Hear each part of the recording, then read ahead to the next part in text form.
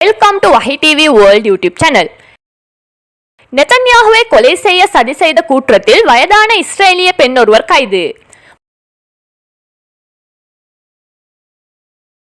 மத்திய இஸ்ரேலை சேர்ந்த ஒரு பெண் வெடிக்கும் கருவியை பயன்படுத்தி இஸ்ரேலிய பிரதமர் பெஞ்சமின் நெதன்யாகுவை கொலை செய்ய மற்றவர்களுடன் சேர்ந்து சதி செய்ததாக சர்வதேச செய்திகள் தெரிவிக்கின்றன.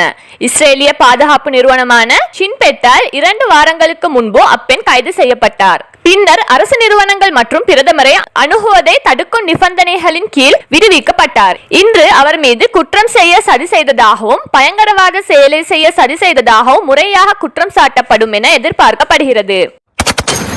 காசாவில் ஏற்பட்ட கடுமையான பஞ்சத்தை தொடர்ந்து ஜோர்தானின் ஹாஷிமைட் தொண்டு நிறுவனம் ஒன்று காசாவிற்கு அதிக அளவிலான கோதுமை மாவை அனுப்பியுள்ளது. பலஸ்தீன் மற்றும் ஜோர்தான் எல்லையூடாக இவை வழங்கப்பட்டன. காசாவின் மேற்கு கரையை ஆக்கிரமித்து இஸ்ரேலுடன் இணைக்கும் மசோதாவிற்கு இஸ்ரேலிய பாராளுமன்றம் ஒப்புதல். ஏற்கனவே ஆக்கிரமிக்கப்பட்டுள்ள பாலஸ்தீனத்தின் மண்ணின் இஸ்ரேலுடன் காசாவின் மேற்கு கரையை இணைப்பதற்காக ஒப்புதலை இஸ்ரேலிய பாராளுமன்றம் நிறைவேற்றியுள்ளது. ஆதரவாக 71 வாக்குகளும் எதிராக 13 வாக்குகளும் நிறைவேற்றப்பட்டுள்ளன. இது பிரிக்க முடியாத யுத்த தாயகம் என்று அறிவித்த சபாநாயகர் அமீர் ஓஹானா தங்கள் சொந்த மூதாதையர் தாயகத்தில் யூதர்கள் ஆக்கிரமிப்பாளர்களாக இருக்க முடியாது என்று கூறினார்.